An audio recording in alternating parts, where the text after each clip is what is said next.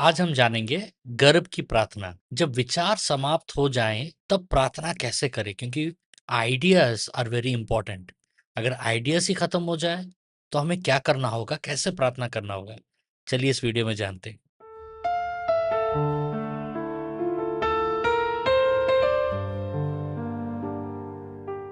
मेरा किताब प्रार्थना का महत्व पार्ट 1 और पार्ट 2 जरूर पढ़िएगा। प्रार्थना के बारे में सारे विषयों को मैंने उस किताब में लिखा है। ये किताब आप Amazon से, फ्लिपकार्ट से पा सकते हैं और इस किताब का लिंक नीचे डिस्क्रिप्शन में आप पा सकते हैं। सबके जीवन में, आपका ही नहीं मेरे जीवन में भी ऐसा समय आता है जब आप बैठे हैं लेकिन कोई नया विचार नहीं आता है। ऐसे कंटेंट क्रिएटर, ये मेरा सबसे बड़ा चैलेंज है। दिमाग थक जाता है, आत्मा सूखी महसूस होती है और ऐसा लगता है कि जैसा अंदर सब खाली हो गया है। एक बहुत बड़ा फ्रस्ट्रेशन है। लेकिन बाइबल एक गहरा रहस्य दिखाती है। परमेश्वर अक्सर भराव या फुलनेस में ही नहीं, खालीपन यानी एम्प्टीनेस में भी नई शुरुआत करते हैं। परमेश्वर ने ये चीज मुझे सिखाया है। तो हम देखेंगे कि बाइबल में गर्भ यानी वूम्ब केवल बच्चे के जनने की जगह नहीं है। ठीक है, बच्चे तो जनते हैं, लेकिन यहाँ कंसेप्शन या गर्भधारण, हिडन प्रोसेस यानी छिपा प्रक्रिया, और डार्कनेस यानी अंधकार, और बर्थ यानी जन्म का प्रतीक है। जब हम गर्भ करके जब हम बात करते हैं वूम्ब, मैं बात कर रहा हूं फिजिकल सेंस में नहीं, ठीक है, स्पिरिचुअल सेंस में, आत्मिक सेंस में गर्भ के बारे में मैं बात कर रहा हूं। जब आपके पास आइडियाज खत्म हो जाते हैं, तब शायद परमेश्वर आपके पुराने विचारों को रोककर कुछ नया उत्पन्न करना चाहता है।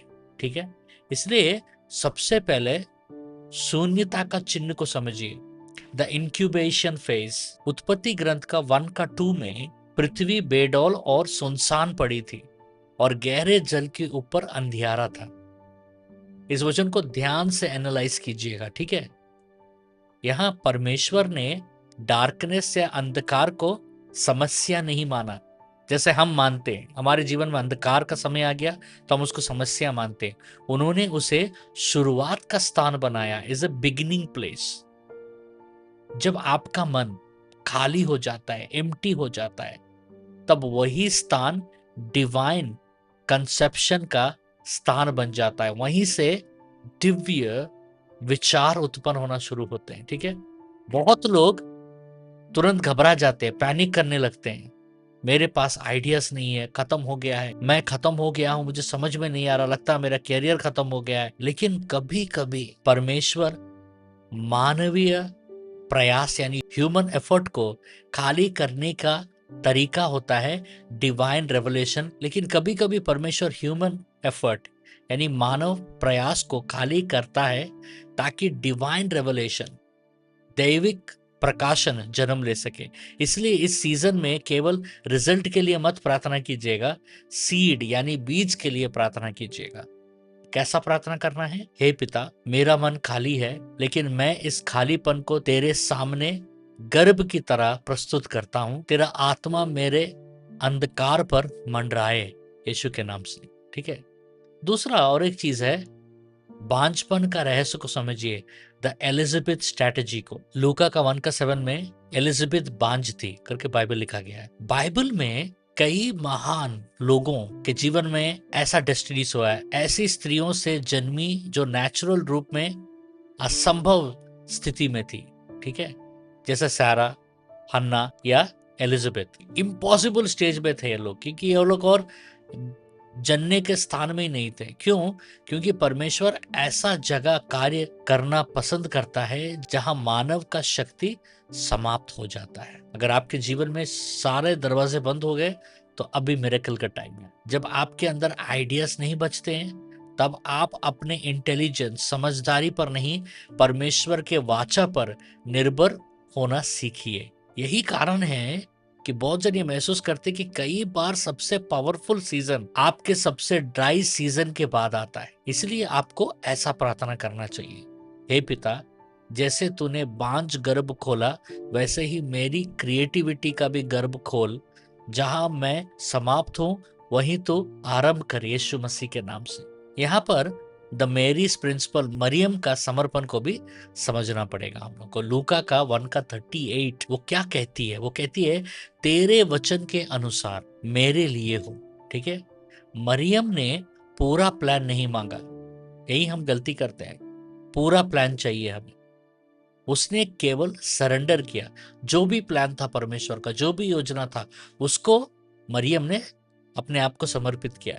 यही बहुत लोग नहीं समझते हैं। ठीक है, वे कंप्लीट ब्लूप्रिंट मांगते हैं, पूरा फ्यूचर जानना चाहते हैं। अगर परमेश्वर ने आपको पूरा ब्लूप्रिंट दे दिया, भविष्य बता दिया, मालूम है आप आगे नहीं बढ़ पाओगे, आप डर जाओगे। लेकिन परमेश्वर के बारे में एक चीज बताना चाहता हूं, परमेश्वर अक्सर केवल नेक्स्ट स्टेप ही दिखाता है आपको, अगला कदम क्या है वही दिखाता है। पवित्र आत्मा ओवरशैडो करते हैं और प्रोसेस शुरू करते हैं। ठीक है, इसलिए मेरी ये बात को ध्यान से सुनिएगा। जब आइडियाज खत्म हो जाता हो तब इंटरनेट की ओर मत भागिएगा, परमेश्वर की उपस्थिति में भागिए, वहां खोजिए परमेश्वर।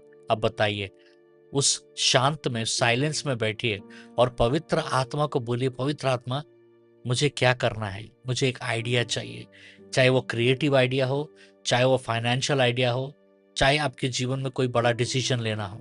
क्योंकि रेवलेशन भीड़ में या रेवलेशन आवाज में नहीं, रेवलेशन जो होता है, प्रकाशन, उनकी उपस्थिति में आता है। अब हम समझते हैं शेला का रहस्य। शेला मतलब द पॉज। यशाया 40 का 31 में, जो यहोवा की बाट जोते हैं वे नया बल प्राप्त करते हैं। देखिए, लेकिन आज की दुनिया क्या कहती है हमें? आज की दुनिया कहती है जल्दी करो, टाइम नहीं है, लगातार प्रोड्यूस करते रहो, रुकना मत, रुको मत, करते रहना है, चलते रहना है।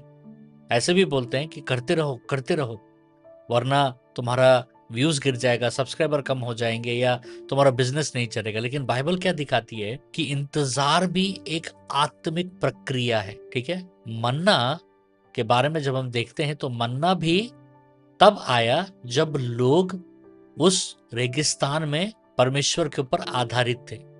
कई बार नया विचार स्ट्रगल से नहीं आता है, समझ रहे, वो शांत होने से आता है, परमेश्वर की उपस्थिति में शांत बैठने से आता है। इसलिए प्रार्थना के लिए रोज समय निकालिए और 10 मिनट शांत बैठिए प्रार्थना में। कुछ सूचनाएं हैं कि हर सोमवार और बुधवार को मैं भारत के समय में रात को 9 बजे यूट्यूब पर लाइव आकर सपनों का अर्थ बताता हूँ। नीचे डिस्क्रिप्शन में ड्रीम इंटरप्रिटेशन फॉर्म का लिंक दिया गया, उसमें आप अपने सपनों को भेजिएगा, हम इंटरप्रेट करेंगे।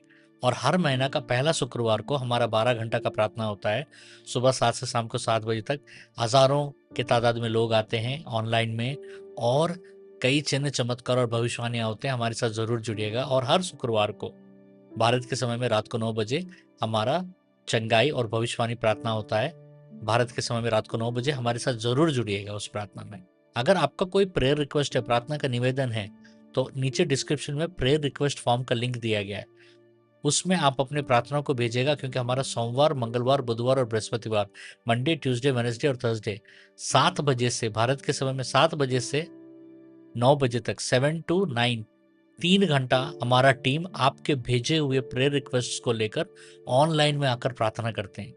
अगर आप अपने प्रार्थनाएं चाहते हैं तो प्लीज हमें अपने प्रेयर रिक्वेस्ट को जरूर भेजिएगा। अभी हम एक प्रार्थना करते हैं, ठीक है? हे पिता, मैं अपने मन, अपने विचार और अपने क्रिएटिविटी को तेरे सामने समर्पित करता हूँ। जहां मैं खाली हूं वहां तू भर, जहां अंधकार है वहां तेरा प्रकाश आए। मैं ह्यूमन स्ट्राइविंग को छोड़ता हूँ, मानवीय प्रयास को छोड़ता हूँ।